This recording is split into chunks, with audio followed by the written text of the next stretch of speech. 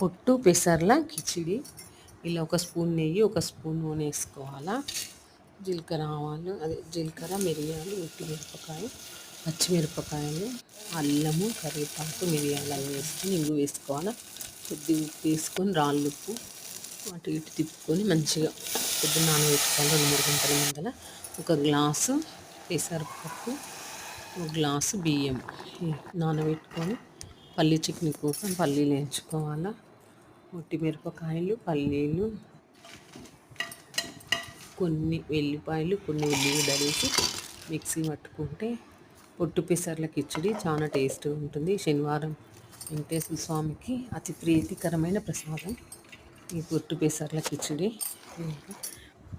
Plain పెసరపప్పుతో కానీ చేసుకుంటారు, కానీ ఇది ఒకసారి ట్రై చేస్తే బాగుంటుంది. పెసరపప్పు కిచిడి విత్ పల్లీల